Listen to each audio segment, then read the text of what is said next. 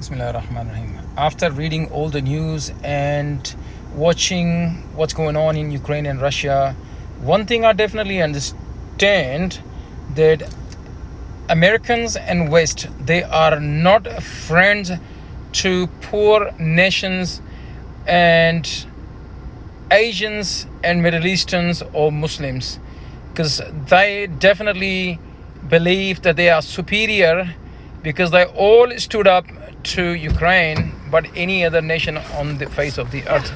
They love killing all these poor people and poor nations, but they all stood up for Ukraine, and Ukraine is basically the president of Ukraine is a puppet to America. He basically bowing his head to master USA and Europe. We have clearly seen double standard. They are not our friends. They never stood up for Palestine. They never stood up for Kashmir. They never stood up for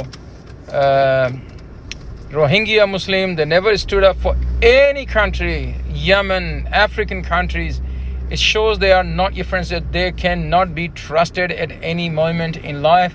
And for liberals in Pakistan or around the globe who think they are very good friends, now where are the voices for all these poor countries and poor nations? Never ever stood up. Look at the racism, open racism of West. It's been exposed. So change your point of view and start supporting the poor people of the world, regardless who they are. And it does not mean that it does not mean that we support war of Russia against Kiev, but it's never Ukraine's war. Ukraine is just a battlefield for America, because America wants to take over the world, and he doesn't want Russia to do it, and Russia doesn't want that Americans to do it. So open your eyes, idiots, and see what's going on in the world. Do not support American invasion anywhere in the world, and do not support Russian invasion or anyone invasion.